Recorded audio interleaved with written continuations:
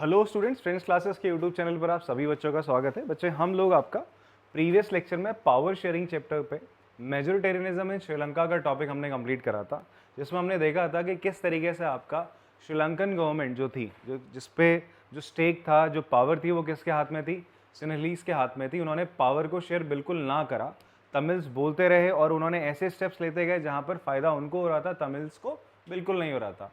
इसकी वजह से कंट्री में हमें क्या देखने को मिलता है? एक बहुत ही बड़ा इसका रिपरकशन देखने को मिलता है, इसका एक इफेक्ट देखने को मिलता है कि तमिल्स लेटर ऑन, जब उनकी डिमांड्स पूरी नहीं हो रही थी, उन्होंने मांग कर दी एक अलग ही कंट्री की। एंड फाइनली जब बिल्कुल भी उनकी किसी मांग को नहीं सुना गया, तो वहाँ होती है क्या? एक सिविल वॉर। ठीक है जी। तो हमने आपका मेजोरिटेरिज्म श्रीलंका, मैंने आपसे बोला था वहाँ पर 3 पैराज हैं। हर 3 पैरा को आप बेटा प्रॉपरली हमने डिस्क्राइब करा, एंड मैंने कहा था हर 3 पैरा से किस किस टाइप्स के क्वेश्चन आ सकते हैं। तो जो फर्स्ट पैरा है जहाँ पर बात करी जाती है उससे बात करी जा रही है मेजोरिटेरियनिज्म कौन से स्टेप लिए गए श्रीलंका में। तो आपको बताना है कि भाई श्रीलंकन गवर्नमेंट ने जो 1956 का एक्ट पास करा, उसमें 3 पॉइंट हैं, वो लिख देना है आप लोगों ने। तमिल लैंग्वेज को डिसरिगार्ड करके सिनेलास को ऑफिशियल लैंग्वेज बनाना, प्रेफरेंशियल पॉलिसी वाला, और थर्ड वन बुद्धिज्म को प्रोटेक्ट और फॉस्टर करना। ये 3 पॉइंट्स हैं। ठीक है, आप एनसीईआरटी में लाइन बाय लाइन देखोगे, समझ में आएगा। फिर उसका जो सेकंड पैरा है वो बताता है कि आपका आफ्टर दिस मेजोरिटेरियन स्टेप्स जो तमिल्स थे उनकी क्या डिमांड रही, उनका क्या डिमांड रही सरकार के अगेंस्ट। तो उन्होंने बोला हमें भी इक्वलिटी दो, हमें भी जो तमिल्स है उसको भी ऑफिशियल लैंग्वेज बनाओ। ठीक है जी, हमको रीजनल ऑटोनॉमी दो, ये उनकी डिमांड रही थी। और उनको भी जो गवर्नमेंट पॉलिसी, गवर्नमेंट्स जॉब्स हैं या एजुकेशनल इंस्टीट्यूट्स है, वहाँ पर उनको भी रिजर्वेशन दिया जाए, उनको भी प्रेफरेंस दिया जाए, ये उनकी डिमांड्स थी। सेकंड पैरा से ये क्वेश्चन बनेगा। थर्ड पैरा से क्या क्वेश्चन बनता है बच्चा आपका? ये बनेगा, explain any 3 consequences of the majoritarianism policies adopted by Sri Lankan government. जो मेजोरिटेरियन पॉलिसीज उन्होंने अपनाई, उसके क्या आपके कॉन्सिक्वेंसेस रहे, क्या इंपैक्ट रहा उसका? क्या इंपैक्ट रहा भाई साहब? एक तो सिविल वॉर हो गया। सिविल वॉर होता है आपका पब्लिक और पब्लिक में, जनता के बीच में क्या हो जाना? लड़ाई हो जाना, या जनता और सरकार के बीच में लड़ाई हो जाना, that is called civil war. ठीक है जी। सेकंड क्या हुआ आपका? इसकी वजह से काफ़ी सारे लोग मारे गए, रेफ्यूजीज भागना पड़ा, अपनी कंट्री छोड़ के दूसरी कंट्रीज में शरण लेनी पड़ी। एंड यहाँ की जो इकोनॉमी है, एजुकेशन, डेवलपमेंट, हेल्थ, सब बहुत बुरी तरीके से चरमरा गया भाई साहब, बेकार हो गया। 2009 में जाके फिर वापस से गाड़ी इनकी ट्रैक पे आती है। ठीक है, तो ये कुछ आपका क्वेश्चन है और ये इसका क्या है? सोल्यूशन है भाई। तो 3 पैरा हैं, तीनों पैरा से इस तरीके से क्वेश्चन पूछे जा सकते हैं। छोटा सा फैक्ट, कब ये देश आज़ाद होता है? In the year 1948। ठीक है, ब्रिटिशर्स छोड़ के जाते हैं इसको।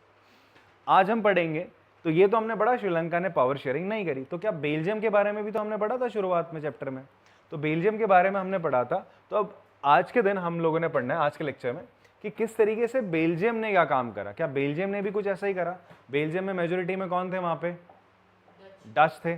तो क्या डच वाले जो लोग थे, जो मेजोरिटी में थे, उन्होंने वहाँ पे जो माइनॉरिटी थी, दैट इज फ्रेंच और जर्मन स्पीकिंग, क्या उनके साथ भी ऐसा करा?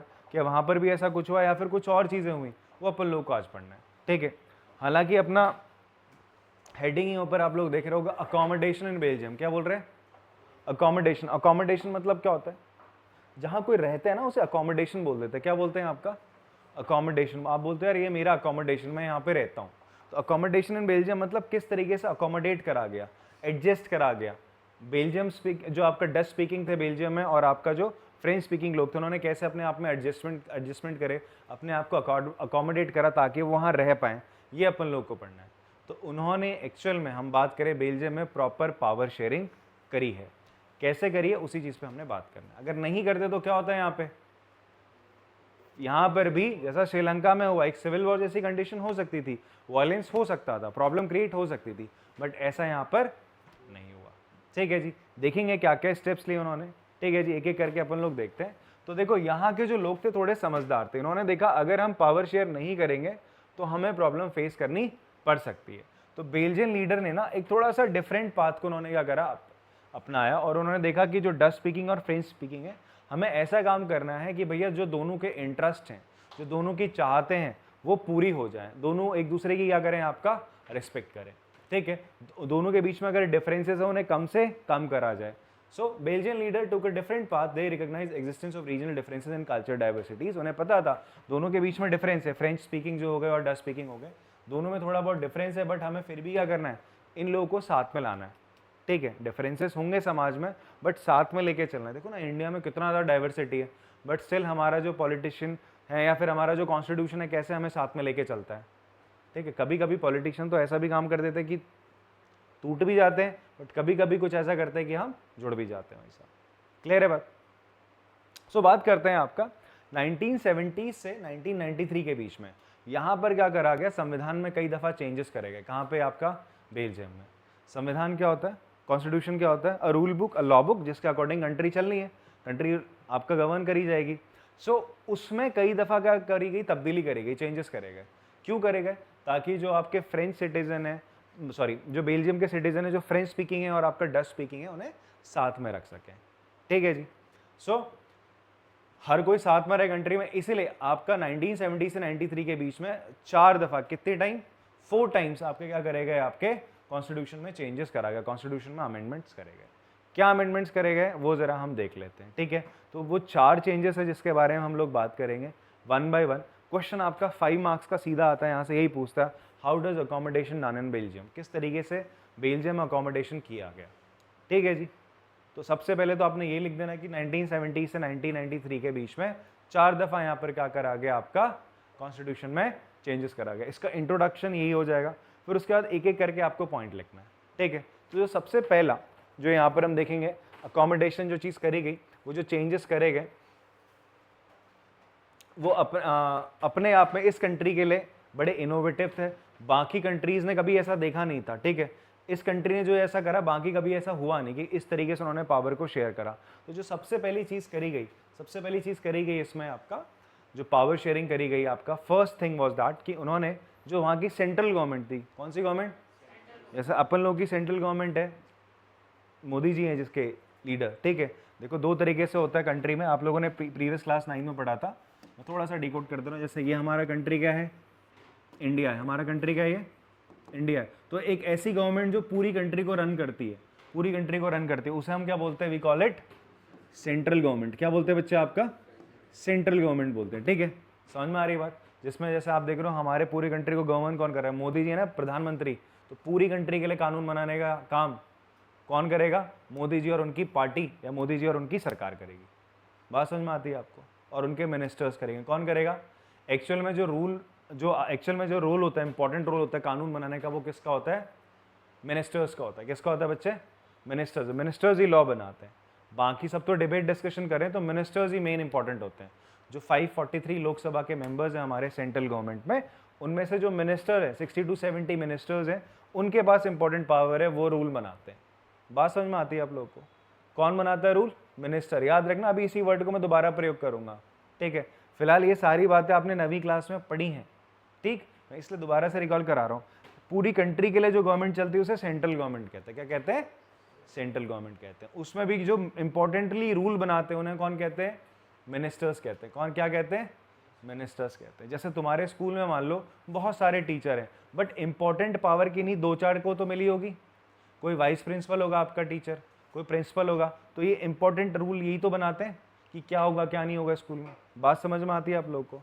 हाँ, क्लियर है? तो वैसे ही आपका सेंट्रल गवर्नमेंट में मिनिस्टर्स होते हैं। अब उसके बाद क्या होता है, आपका सेंट्रल गवर्नमेंट है, फिर स्टेट, कंट्री को छोटे छोटे हिस्सों में बांटा जाता है, तो इन्हें क्या बोलते हैं अपन लोग? State government. क्या बोलते हैं? आपका स्टेट गवर्नमेंट बोलते हैं। ठीक है, क्या बोलते हैं बच्चे? आपका स्टेट गवर्नमेंट होता है। तो इन स्टेट गवर्नमेंट के पास भी तो अपनी अपनी पावर होती है, होती ही नहीं होती? ऐसा तो ना हमारे स्टेट का कोई क्या हो गया और इनके पास अपनी पावर होती है, और अपनी स्टेट को गवर्न करने के इनके खुद के क्या होते हैं? कानून। मतलब कानून तो पूरी कंट्री का ही हुआ, बट अपने लिए कुछ कुछ लॉज इनके क्या होते हैं? रिजर्व होते हैं। ठीक है, इस पर सेंट्रल गवर्नमेंट क्या नहीं करेगा? इनको इंक्रोच नहीं करेगा। भाई साहब ये नहीं बोलेगा तुम ये कानून बनाओ वो कानून, इनकी मर्जी जो लॉ बनाने बना लेंगे साहब अपनी स्टेट के लिए। बात समझ में आती है आपको? इनके पास भी, स्टेट्स के पास भी अपनी अपनी क्या है? पावर है। ठीक है, ऐसा नहीं है बार बार योगी जी मोदी जी को फ़ोन घुमाते होंगे, सर आज ये कर लूँ आज वो कर लूँ, या ममता बनर्जी वहाँ से फ़ोन करते होंगी मोदी जी आज ये कर ले वो कर लें। स्टेट का जो आपका गवर्नमेंट होगा वहाँ पर आपका क्या है? जो चीफ मिनिस्टर होगा उसके जो मिनिस्टर्स होंगे, जैसे सेंट्रल गवर्नमेंट में मिनिस्टर्स होते हैं, स्टेट में भी मिनिस्टर्स होते हैं, वो वहाँ के लिए क्या बनाते हैं? कानून बनाते हैं। उनके अपने भी क्या होती है? कुछ पावर्स होती है। बात समझ में आती है? ये होगी स्टेट गवर्नमेंट्स की बात। क्लियर है बात थोड़ा बहुत? अच्छा, अब यहाँ आते हैं वापस से। क्वेश्चन ये है, what are the sum of the basic element of the Belgium model of power sharing. जो अभी अकोमोडेशन इन बेल्जियम बोला था, कैसा अकोमोडेशन होता है, और ये क्वेश्चन दोनों सेम ही है कि किस तरीके से उन्होंने पावर शेयरिंग करी, जरा बताओ। तो पहला पॉइंट है, उन्होंने क्या बोला बेल्जियम वालों ने, उन्होंने बोला कि भाई साहब जो सेंट्रल गवर्नमेंट होगी, जो क्या होगी बच्चा आपकी सेंट्रल गवर्नमेंट होगी बेल्जियम में, उसमें जो मिनिस्टर्स होंगे वो फ्रेंच बोलने वाले और आपका डच बोलने वाले जो मिनिस्टर्स होंगे, दोनों क्या होंगे, बराबर होंगे।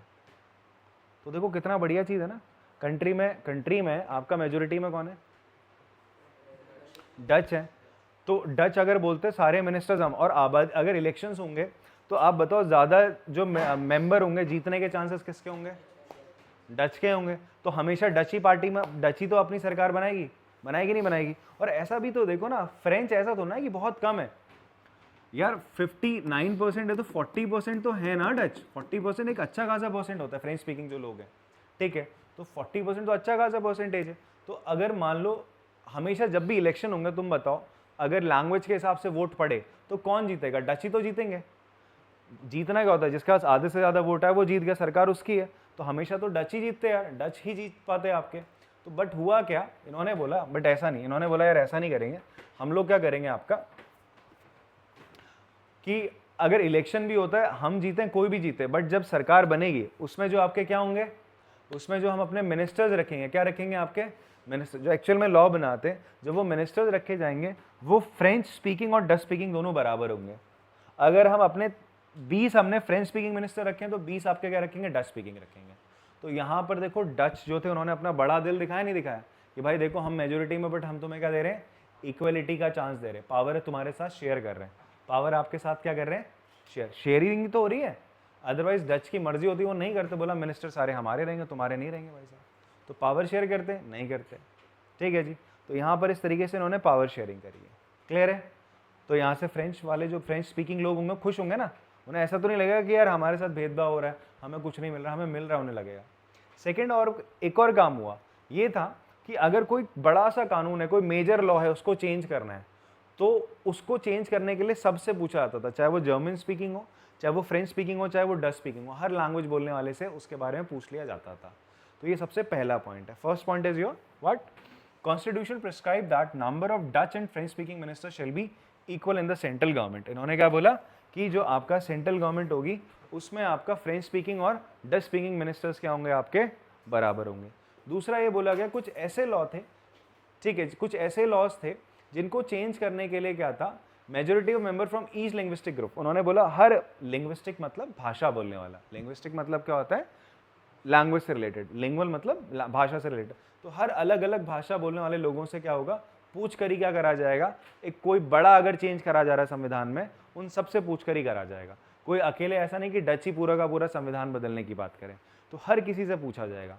तो ये भी क्या है, आप क्या कर रहे हो, पावर शेयर कर रहे हो। जस्ट लाइक कि आपके घर में कि क्या हो रहा है कि भाई दादाजी का मन कर रहा है कि भाई साहब हम कहीं प्रॉपर्टी ले रहे हैं, ठीक है, एक बड़ा, या फिर हम कहीं घर ले लेते हैं, या फिर हम क्या ले लेते हैं, आपका कार्य ले लेते हैं, कार वगैरह ले लेते हैं। तो आपका क्या होगा, दादाजी अकेले नहीं लेंगे, वो बोलेंगे यार सबसे भी पूछेंगे, बच्चों से पूछेंगे कि बच्चों तुम बताओ तुम्हें कलर कौन सा पसंद है, कार अगर लेनी है, ठीक है। और पापस तुम्हारे पिताजी से पूछेंगे मॉडल नंबर, भैया मॉडल बताओ कौन सा लेना है। तुम सब डिस्कशन करोगे, ऐसा तो नहीं अकेले ले लेंगे। हाँ, तो यहाँ पर क्या हुआ, यही क्या हुआ, पावर को शेयर करना हुआ। ऐसे यहाँ पर ही बोल रहे को बड़ा डिसीजन लिया जाएगा तो सबसे पूछा जाएगा, ठीक है जी। तो this is the first way, ये पहला आपका पॉइंट हो जाएगा, ठीक है, कि how do they accommodate themselves, ठीक है जी। क्या है पहला point, number of French and Dutch minister in central government are equal in number, पहला पॉइंट। दूसरा इसी में आप इंक्लूड कर सकते हो कि अगर कोई स्पेशल लॉ लाया जाएगा, उसको जितने भी लिंग्विस्टिक ग्रुप हैं उन सबसे कंसल्ट करके क्या करा जाएगा, चेंज करा जाएगा, यूनिलेटरली उसको चेंज नहीं किया जाएगा। क्लियर है बात। तो this is your first point. Second point क्या है बच्चा आपका, सेकेंड पॉइंट ये था कि ये जो पूरा का पूरा बेल्जियम का मैप है, किसका मैप है, बेल्जियम का मैप है। यहाँ पर ये क्या है, इसकी स्टेट्स हैं, ये क्या है इसकी आपकी बाबू स्टेट्स है। अब स्टेट्स में भी मैं एक और चीज़ बताता हूँ, तुमने देखा था बेल्जियम दो बड़े इंपॉर्टेंट रीजन्स में बटा हुआ था। बताओ चंदन कौन से दो रीजन्स थे, नहीं बाबू, हाँ हाँ दोबारा बोल, फ्लेमिश और वेलोनिया रीजन। एक सेकंड,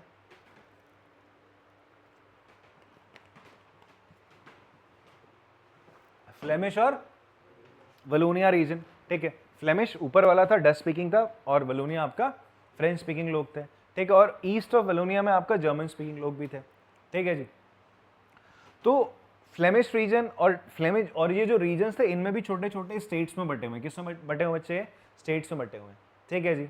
अब डच चाहते अपने वहाँ इलाके में ज़्यादा पावर करते, ठीक है, अपने कंट्रोल में ज़्यादा पावर करते, उन्होंने ऐसा नहीं करा। उन्होंने छोटे छोटे स्टेट्स में बेल्जियम को डिवाइड करा और बोला जो ये स्टेट्स हैं उनको भी हम पावर दे देंगे, उनको भी हम क्या देंगे, पावर देंगे। हर स्टेट के पास अपनी पावर होगी, वो अपने अकॉर्डिंगली वहाँ रूल बना सकती है, कानून बना सकती है, ठीक है। सेंट्रल गवर्नमेंट उसे परेशान नहीं करेगा।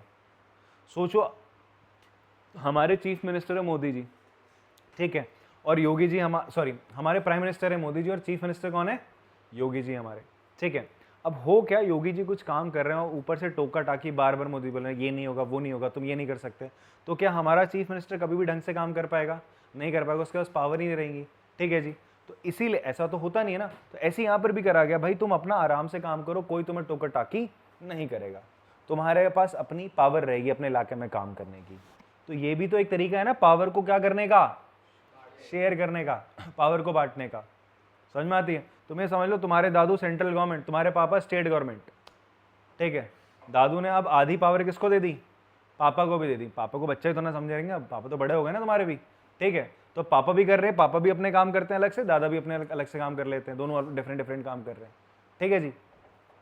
तो इसके पास अपनी पावर है, और जो ये पावर है लिखी गई है, ये पावर क्या है यहाँ लिखी गई है कॉन्स्टिट्यूशन में। ऐसा नहीं कि सेंट्रल गवर्नमेंट का जब मन चाहे ना अब मैं तुझे पावर नहीं दूंगा, ऐसा सीन नहीं। अब उसको पावर दे दी गई, कॉन्स्टिट्यूशनली उन्हें लिख दिया गया है, ठीक है। तो पहले थी सेंट्रल गवर्नमेंट के पास ज्यादा पावर, फिर धीरे धीरे करके उसने बांटना चालू करी, ले भाई तेरे को ये भी पावर मैं देता हूँ। क्लियर है बात, समझ में आता है, हाँ। सो many powers of the central government have been given to the state government of the two regions of the country। जो दो रीजन है आपके ऊपर और नीचे, वलोनिया और आपके फ्लेमिश, इनको क्या करा गया, सेंट्रल गवर्नमेंट ने अपनी बहुत सारी पावर्स क्या करी, बांटी, और ये कॉन्स्टिट्यूशन में क्या है लिखी गई है, कॉन्स्टिट्यूशनली ये क्या है बच्चे आपका स्टेटेड है। बात समझ में आता है। The state government are not subordination to the central government. तो ये कहने का मतलब है कि जो आपका स्टेट गवर्नमेंट है वो सेंट्रल गवर्नमेंट के नीचे काम नहीं करता।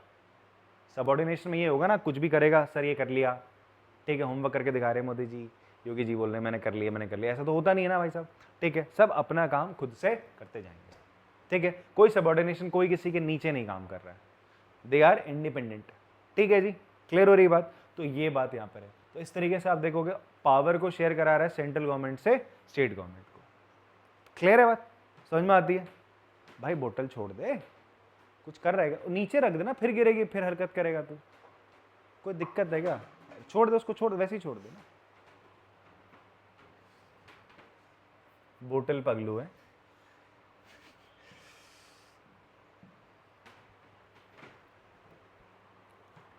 नेक्स्ट है आपका थर्ड वन, ये दूसरा था। दूसरा क्या था, कैसे पावर को शेयर करा गया बेल्जियम में, central government has given its power to state government and state government is not under the subordination of central government. Central जो स्टेट गवर्नमेंट है वो सबऑर्डिनेट नहीं है। बात समझ में आती है। तीसरा देखो, जैसे हमारी कैपिटल क्या है, इंडिया की कैपिटल क्या है, न्यू दिल्ली है। दिल्ली में अपनी गवर्नमेंट चलती है ना, वहाँ पे अभी किसकी सरकार चल रही है, भाजपा की। उससे पहले आम आदमी पार्टी की चल रही थी। किसी ना किसी की सरकार चलती है, वो रूल करते ना उस जगह को। इन द सेम वे वहाँ इलेक्शंस होते हैं, इन द सेम वे यहाँ पर भी क्या था आपका ब्रुसेल्स, जो यहाँ की क्या कैपिटल है। बेल्जियम की कैपिटल क्या है, ब्रुसेल्स है। ब्रुसेल्स में क्या था आपका, ब्रुसेल्स में भी इलेक्शंस होते हैं, वहाँ की भी अपनी एक सरकार है, ठीक है जी। जैसे हमारी राज्यों की सरकार है वैसे ही ब्रुसेल्स में भी अपनी सरकार है, ठीक है। तो ब्रुसेल्स में जो सरकार है, खुद सोचो ब्रुसेल्स में मेजोरिटी में कौन था, फ्रेंच स्पीकिंग। याद है, इतनी कॉम्पोजिशन भूल गए, लेक्चर उन्होंने बताया था। क्या है इतनी कॉम्पोजिशन ब्रुसेल्स का, बताओ।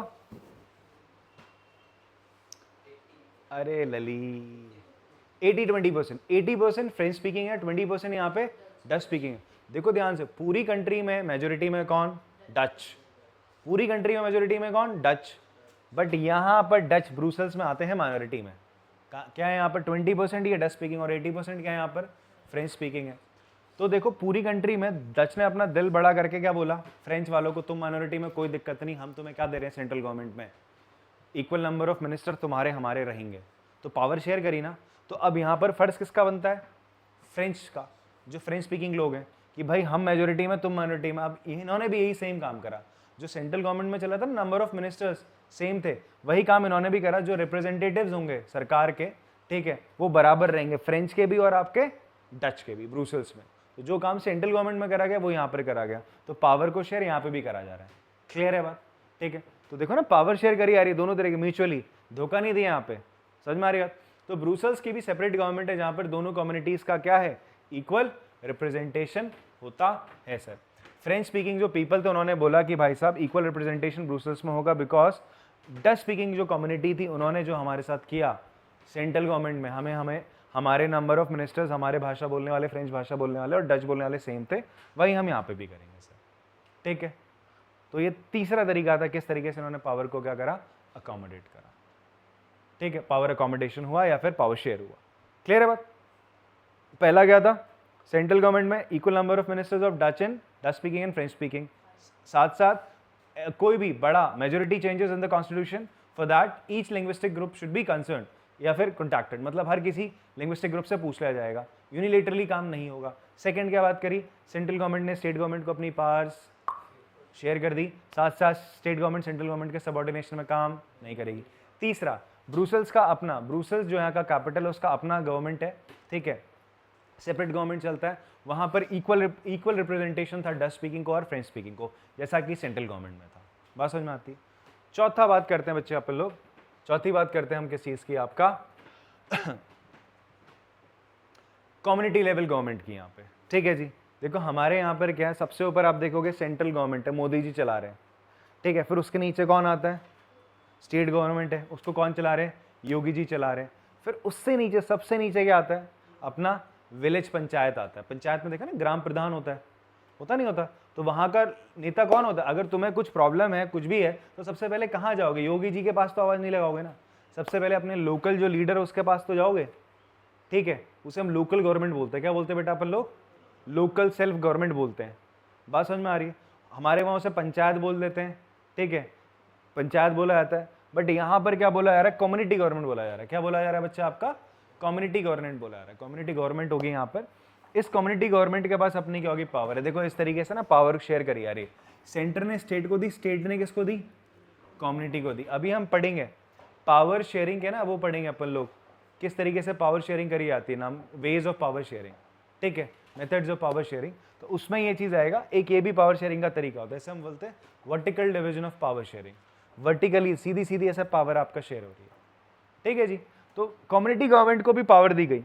कम्युनिटी गवर्नमेंट कौन है यहाँ पर? जो किसी पर्टिकुलर भाषा को बोलते वाली एक समुदाय होगा ना, एक समुदाय जो बनता है, तो हम बोलते हैं ना यार वो समुदाय किसका है, वो बिहारी भोजपुरी बोलने वाले लोग हैं, बिहार स्टेट के समुदाय हैं। ये उत्तराखंड वाले जो लोग हैं उनका समुदाय है। ये भाई पंजाब वाले हैं, उनका ये समुदाय है, उस भाषा को बोलने वाले। ये एक समुदाय बना, इस तरीके से कम्युनिटी बनी। तो यहाँ पर भी ऐसा लिंग्वल कम्युनिटी थी, लैंग्वेज के अकॉर्डिंगली कम्युनिटी बनी थी। तो उन कम्युनिटी को भी आज़ादी दी गई कि भाई साहब तुम 3 चीज़ों को लेकर, अपना एजुकेशन, अपना कल्चर और तीसरा एजुकेशन, इन तीनों पे तुम अपने हिसाब से क्या बना लो, रूल्स बना लो। मैं तीनों दो सेम बोला क्या? कल्चरल हो गया, हाँ लैंग्वेज हो गया एक, सॉरी लैंग्वेज एक लैंग्वेज हो गया, एक कल्चर हो गया और एक आपका एजुकेशन। इन तीनों मुद्दों पर आप अपने हिसाब से क्या बना सकते हो, कानून। जैसे कल्चर बोलें तो अगर जैसे मान लो किसी को लाइब्रेरी ओपन करनी है या म्यूजियम वगैरह बनाना है, तो उसमें क्या होगा आपका, अब मेरी मर्जी मैं अपने ही लैंग्वेज की किताबें वहाँ रखूँ। एजुकेशन को लेकर पॉलिसी बनानी तो मैं कैसे बना सकता हूँ, उस कम्युनिटी में ये पॉलिसी बन जाएगी भाई साहब कि आपका बच्चे किस लैंग्वेज में पढ़ेंगे किताबों को। अब जैसे आप जाओगे पंजाब में जाओगे तो वहाँ पंजाबी कंपलसरी है, बच्चों को पढ़ना है वहाँ पे। बंगाल में जाओगे बंगाली कंपलसरी है। आप बंगाल में जा रहे हो तो आपको बंगाली आनी चाहिए। बात समझ में आ रही है? तो वहाँ के करिकुलम में है वो। यूपी में नहीं है, आप यूपी में पंजाबी तो ना पढ़ाएंगे तो मैं बंगाली तो ना पढ़ाएंगे, बट स्टेट्स में आओगे तो क्योंकि वहाँ स्टेट वालों ने उसको कंपल्सन कर रखा है अपनी लैंग्वेज को प्रमोट करने के लिए। क्लियर है? तो ये लोग भी इसको कर सकते हैं। उसी तरीके से अगर हम बात करें बच्चे आपका किस चीज़ की, लैंग्वेज की, तो लैंग्वेज में भी काम हो सकता है। कैसे? आप बोलेंगे कि जो भी ऑफिशियल वर्क होगा, जो भी डॉक्यूमेंटेशन होगा, सब किस में लिखा जाएगा, उसी पर्टिकुलर भाषा में लिखा जाएगा। जैसे साइन बोर्ड्स हैं वगैरह वगैरह, वो किस में होंगे, उसी लैंग्वेज में होंगे, ताकि लोकल बंदे को वो समझ में आ जाए। क्लियर हो रही बात आपको? तो ये कम्युनिटी गवर्नमेंट को आज़ादी दी गई, तो ऐसा कर सकता है। तो देखो, apart from the central and state government एक तीसरी गवर्नमेंट है जिसको हम कम्युनिटी गवर्नमेंट बोलते हैं, और इस कम्युनिटी गवर्नमेंट को बोला गया, इसको चुनने is elected by the people belonging to one language. इसको कौन चुनेगा? इसको चुनने वाले कौन होंगे? एक पर्टिकुलर लैंग्वेज वाले लोग होंगे। एक सेकेंड ना, जैसे जर्मन, आजा भाई, जैसे जर्मन भाषा बोलने वाले अपनी कम्युनिटी बनाएंगे, फ्रेंच भाषा बोलने वाले उनकी एक अलग कम्युनिटी होगी, और इनको राइट होगा किस चीज के ऊपर? They have a right to make laws on cultural issue, educational issue और लैंग्वेज इशूज पे ये लोग क्या बना सकते हैं? कानून बना सकते हैं। तो इन चार तरीकों से चौथा तरीका क्या है बच्चे आपका? सेंट्रल स्टेट गवर्नमेंट के अलावा एक कम्युनिटी गवर्नमेंट होगी, और उस कम्युनिटी गवर्नमेंट के पास क्या होगी बच्चे?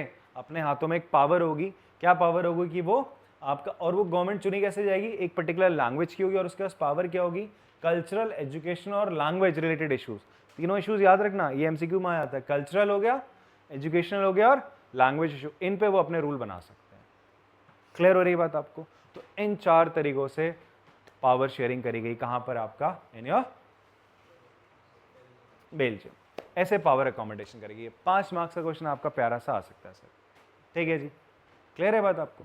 तो 5 मार्क का क्वेश्चन आ सकता है, इवन आपके यूटीज में आ सकता है, हाफ ईयरली में आ सकता है, बिकॉज यूटी हाफ ईयरली में सबसे पहले यही चैप्टर्स पढ़ाए जाते हैं, फिर एनुअल में भी आने के चांसेस बन जाते हैं। क्लियर है बात? आगे बात करते हैं कि यार ये जो पावर शेयरिंग हुई कहां पर? आपका डच, बेल्जियम में।